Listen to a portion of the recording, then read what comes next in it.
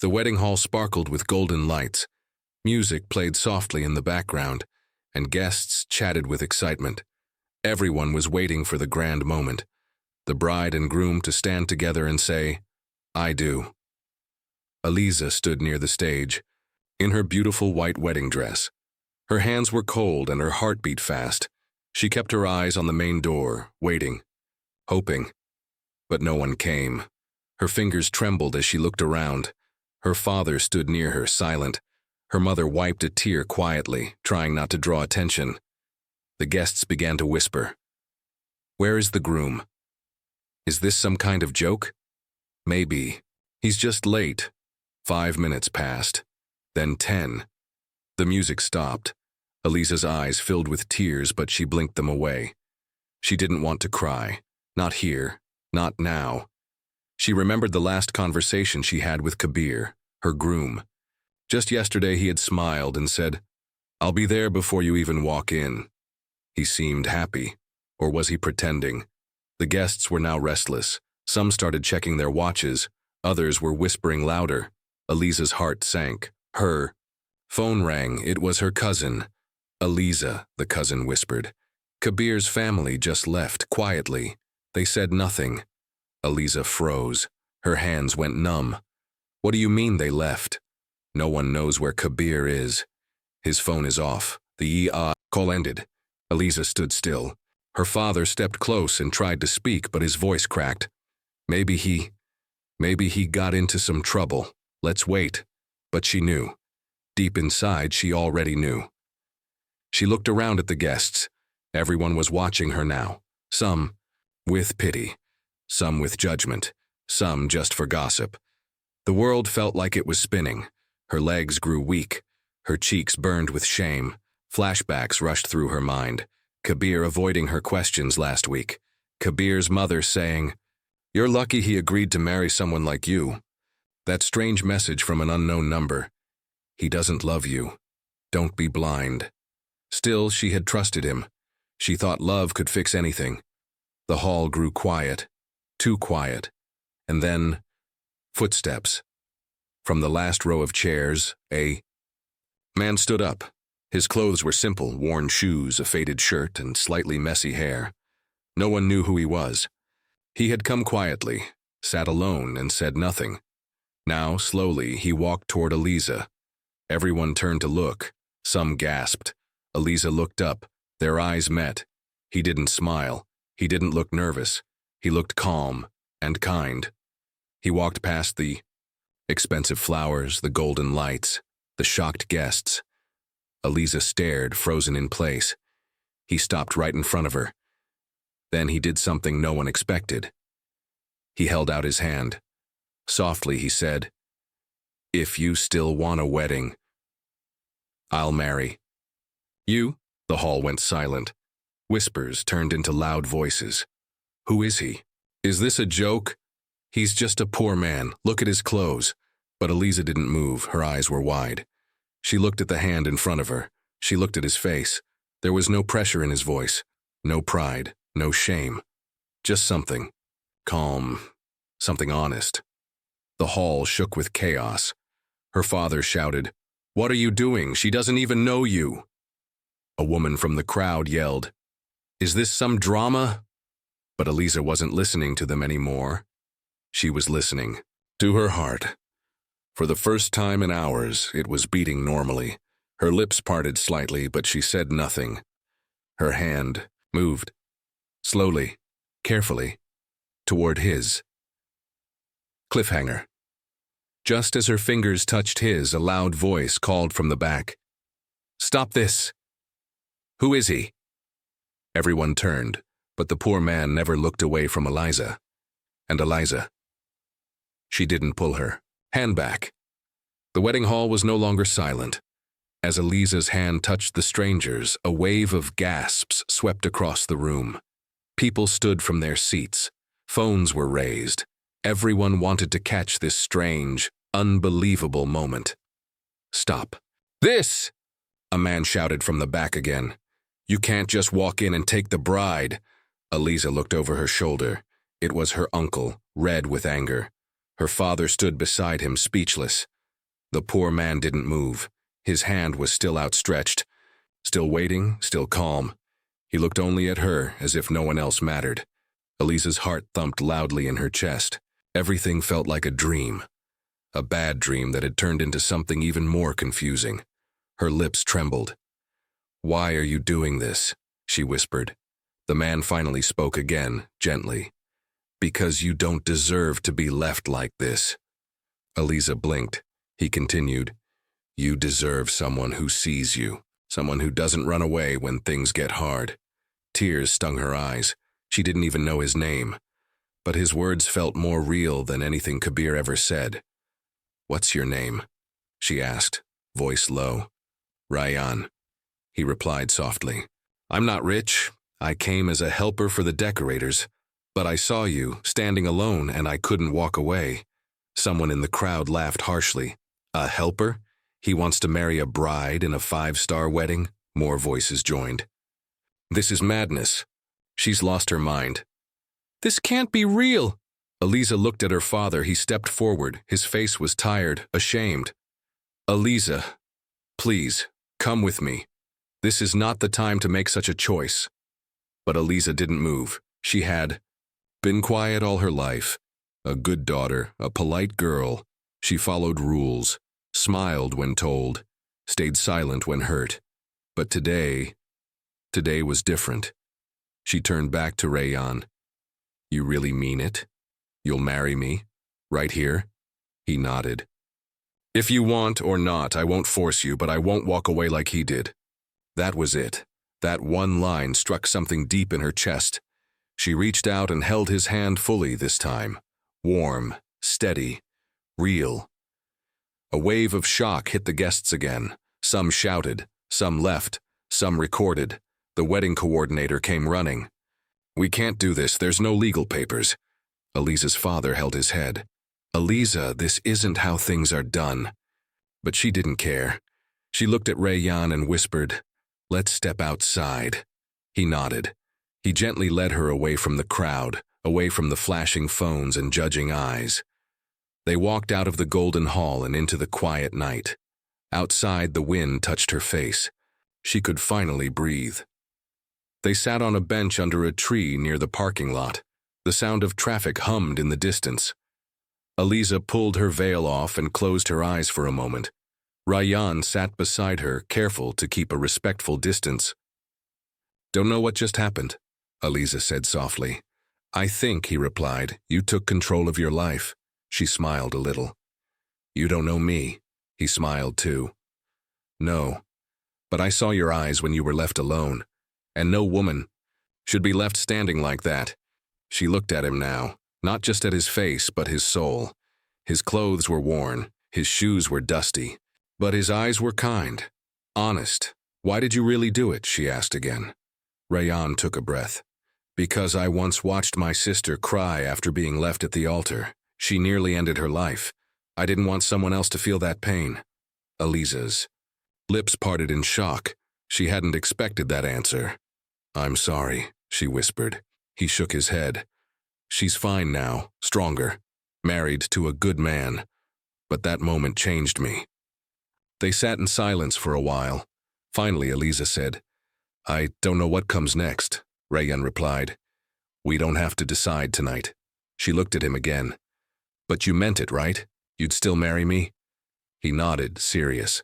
"Yes, if you still want." Cliffhanger. Suddenly, a sleek black car stopped in front of them. The window rolled down slowly. Inside, was Kabir. His face was pale, his eyes wide. "Elisa, please don't do this. Let me explain." Rayan stood up slowly. Elisa looked from one man to the other, past and future. Her hand stayed still on her lap. Elisa sat frozen on the bench. The cool breeze touched her face, but she didn't feel it anymore. Kabir stepped out of the sleek black car. His suit was perfect, his shoes polished, but his eyes were full of panic. "Elisa," he said, walking toward her. "Please, listen. I didn't mean to leave you like that." Rayan stood beside the bench, his body tense but calm. Elisa looked at Kabir silently. Her hands trembled in her lap. You left me, she whispered, in front of everyone. Kabir rubbed his face.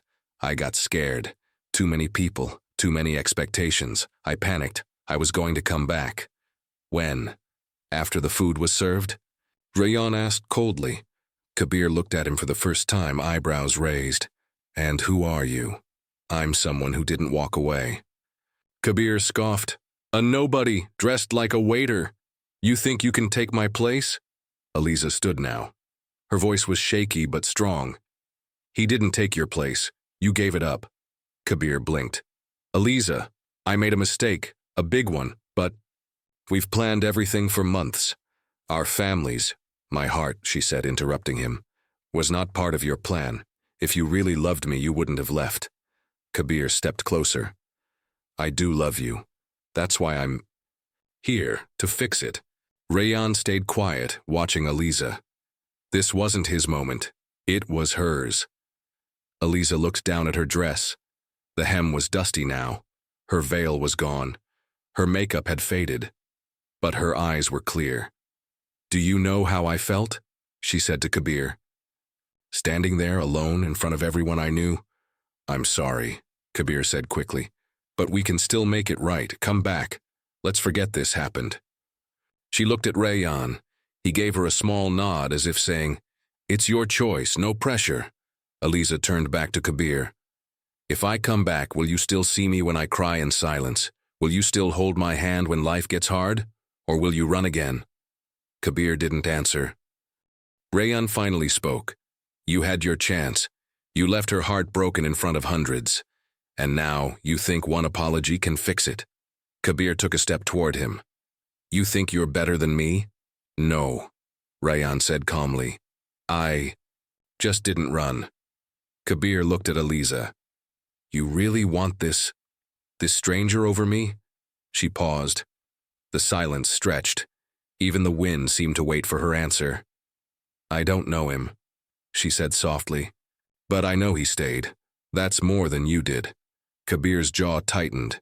He turned and walked back to his car without another word. The car door slammed, and with a loud engine roar, he was gone. Aliza exhaled slowly. She had been holding her breath the whole time. Rayan looked at her. Are you okay? She nodded, though her hands still shook. Yes, I think I am. They sat back on the bench, the night now quieter than before. Rayan broke the silence. You were strong. Most people would have gone back just to avoid the whispers. I've lived my life avoiding whispers, she said. But what good did it do? People will talk anyway. This time I chose myself. Rayan smiled, and there was something warm in his eyes. That's brave. Aliza turned to him. What about you? Why did you really come to the wedding? Rayan chuckled lightly. I came to help my cousin set up lights. I wasn't even supposed to stay during the ceremony, but then I saw you. She tilted her head. Do you always help runaway brides? He laughed. First time. They shared a smile, and for the first time that day, Aliza felt light inside. Cliffhanger. Just then a woman in a black dress approached them. She was tall, elegant, and clearly angry. Rayan, she said sharply, what are you doing here? We need to talk now. Aliza looked at the woman, confused. Rayan's face changed. He stood up slowly. Aliza felt something twist in her chest. Who is she?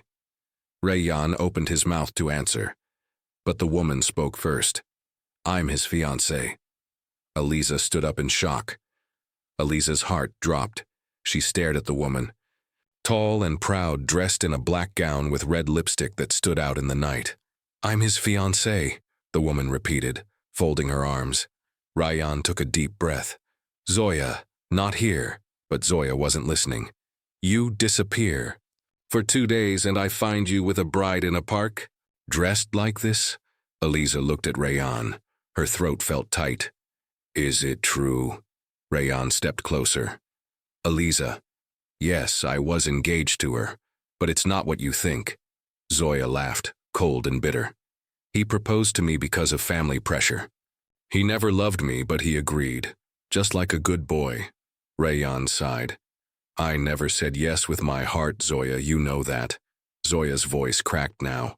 But you said yes with your mouth, Rayan, in front of our parents, and now you're here, holding another girl's hand.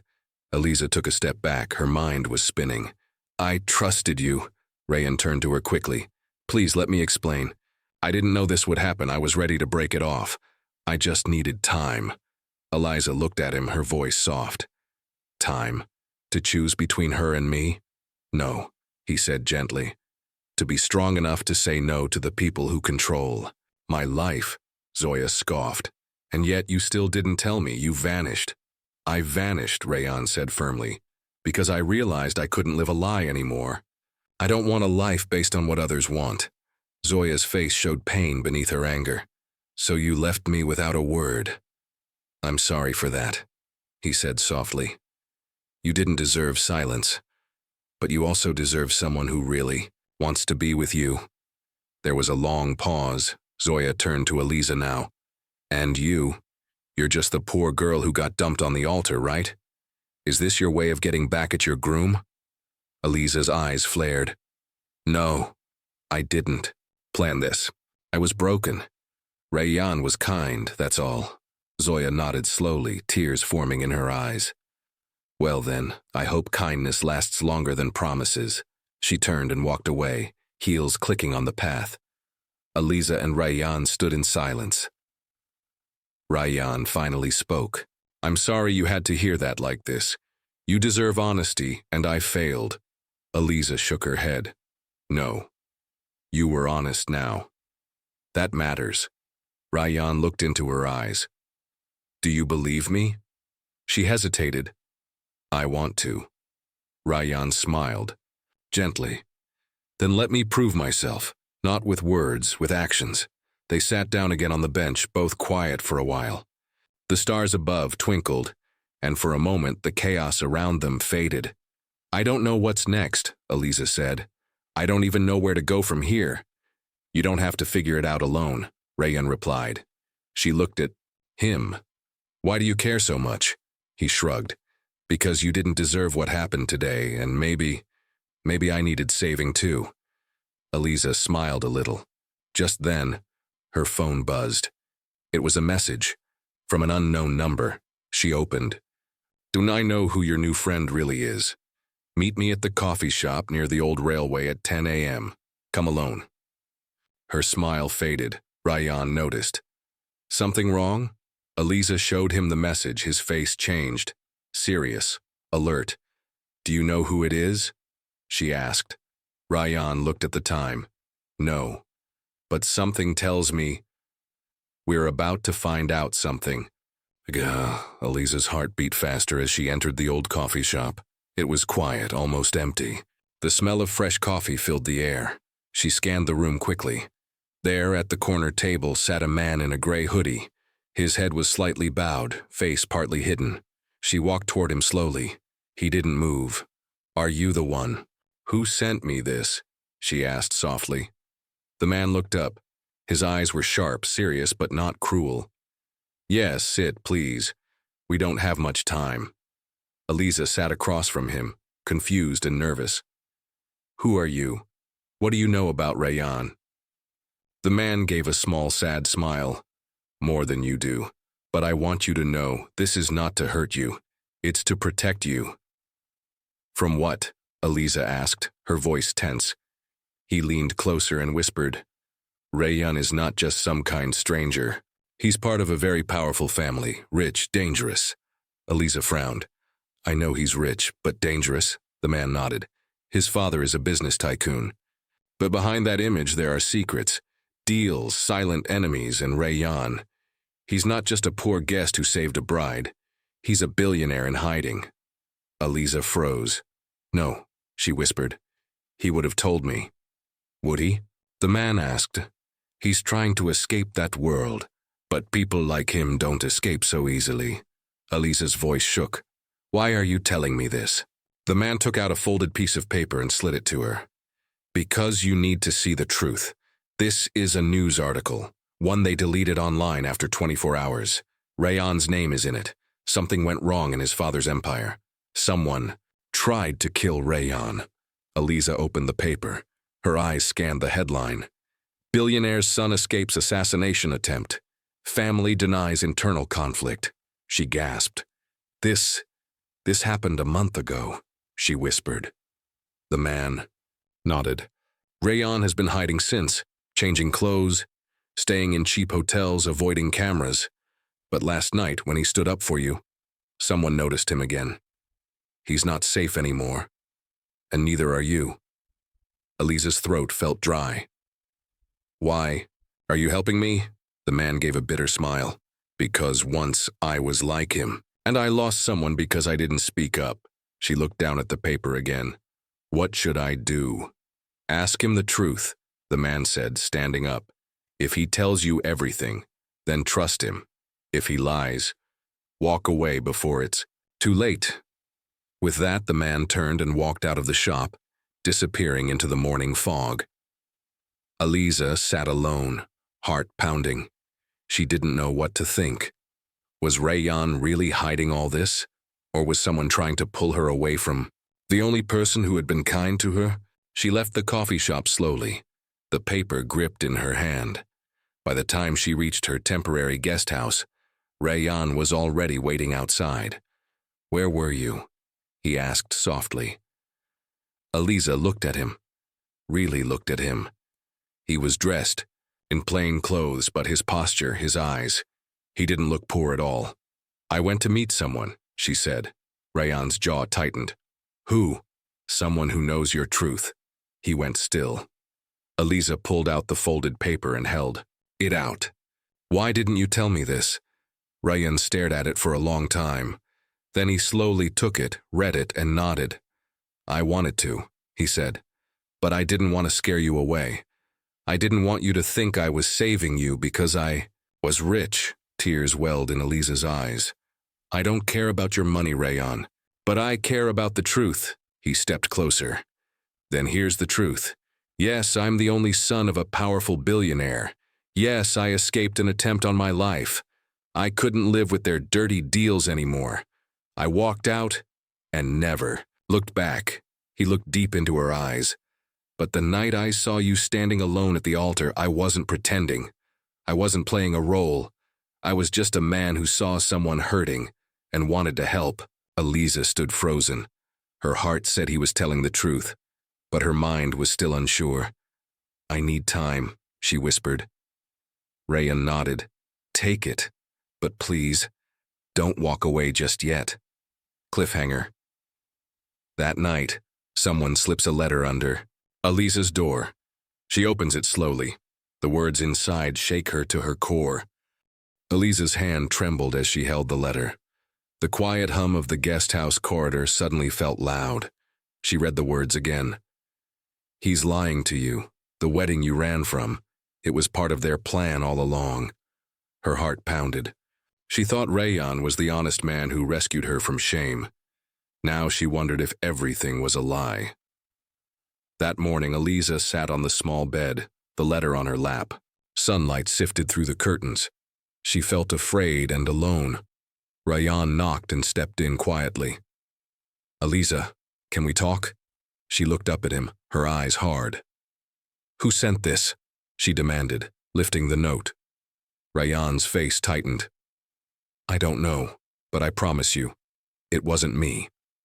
Eliza closed her fist around the paper. Then who? Why would anyone write this? He sat beside her, careful to leave space. It must be someone who doesn't want us together, he said gently. Someone who fears you'll uncover the truth. Eliza's mind raced. What truth? Rayan sighed. There was a plan. My family's plan. They arranged a marriage between my cousin and you to cement a business deal. When you ran, it ruined everything. They panicked and sent people after me. Her breath caught. So the wedding was set up? I was a pawn? He nodded slowly. Yes. I didn't know all the details, but I realized it when I saw you. I never meant to use you. Eliza felt tears sting her eyes. Then why didn't you stop it? Rayan's voice cracked. I tried. I argued with my father. I told him I would only marry you if you truly wanted it. But he said it was too late once the invitations went out. He thought it would boost his image. Eliza closed her eyes. I was just a tool for their gain, a showpiece. Rayan reached for her hand. You are so much more. You're kind and brave. I fell in love with you for who you are. She pulled her hand back. Words can't fix this. Rayan swallowed hard. I understand. But please, let me prove it. Eliza stood and paced the room. I don't know if I can trust you. I'll do anything, he said. Tell me what you need. She stopped and looked into his eyes. Show me it wasn't your family's plan. Show me you stand against them. Rayan nodded. I will. That afternoon he took her to a glass-walled office in the city. It was the headquarters of Malik Enterprises, his father's company. Eliza's stomach twisted. She had never been inside before. Rayan led her through security. They passed busy employees, shiny desks, and towering screens. He stopped at his father's office. The door opened before he could knock. Mr. Malik stood behind a large desk. He looked every bit the powerful tycoon, stern, proud. Rayan, he said, surprised. What are you doing here, and who is this? Rayan swallowed. Father, this is Eliza, the woman I love. Mr. Malik's eyes narrowed on Eliza. The runaway bride? Eliza met his gaze. I was more than that. Mr. Malik scoffed. Regardless, you ruined my plans. My board members demanded I fix this, and so your groom disappeared. Eliza's pulse throbbed. You used me. He leaned forward. We used a perfect setup, a beautiful wedding, a powerful alliance. You walked on stage, you married my son. His lips curled, all according to plan. Rayan's face went pale. That was wrong, Father. Mr. Malik turned to Rayan. Wrong. You threatened to quit if I pushed this deal. But you stayed silent until the last moment. Eliza's mind reeled. Rayan had known, but done nothing until she fled. Rayan raised his voice. I tried to stop it. I told you it was cruel. I chose her over your deal. Mr. Malik smiled, coldly. Then prove it. Vote against this merger tomorrow, or you and this girl lose everything. Rayan looked at Eliza. He took a breath, then squared his shoulders. I vote no. Mr. Malik's eyes burned with anger. So be it. They walked out into the late afternoon light. Eliza's legs felt weak. Rayan reached for her hand. I did it for you. Tears filled her eyes. I saw you stand up to him. I believe you. He led her to a nearby park bench. They sat close. Eliza pressed the letter into his hand. Let's burn this symbol of betrayal. Rayan nodded. He held a lighter under it. The paper curled, then turned to ash. As the wind scattered the ashes, Eliza felt a weight lift from her heart. The dawn light crept through the curtains of the small apartment where Eliza and Rayan had taken refuge. After the chaos of his family's power struggle and the shock of the boardroom standoff, they had no grand home to return to, only each other. Rayan sat on the edge of the bed, rubbing his tired eyes. He replayed the text he'd received. Board meeting aborted, father missing. Security breach at Malik Enterprises. His heart pounded. Was his father safe? Who had taken him? And why now? Eliza sat beside him, her hand warm on his arm. We don't have all the answers, she said gently, but we have each other. That matters most. Rayan looked at her and smiled, a tired but genuine smile. You're right, today we start our own path. A quiet return. They returned to the city center in a modest taxi. The streets buzzed with morning traffic. Shops opened, workers hurried past, unaware of the Malik family's meltdown. Eliza and Rayan walked side by side, blending into the crowd. Their first stop was a small cafe where they had first shared tea. The owner recognized Rayan, but offered only a polite nod. Rayan had given up his old life, and here truly no one cared who he was. They sat at a corner table. Eliza ordered 2 teas. Rayan left a tip and smiled at the owner. It felt good to Be free of titles and expectations. Facing the future over their tea, they made simple plans. Find a small place to live together. Nothing fancy, just a home they could call their own. Rayan would help clear his name publicly, exposing the corruption at Malik Enterprises, so his father and the board could rebuild honestly. Eliza would finish her degree in social work, a dream she'd set aside for the wedding. She wanted to help women in need, women like herself. They spoke softly but with conviction.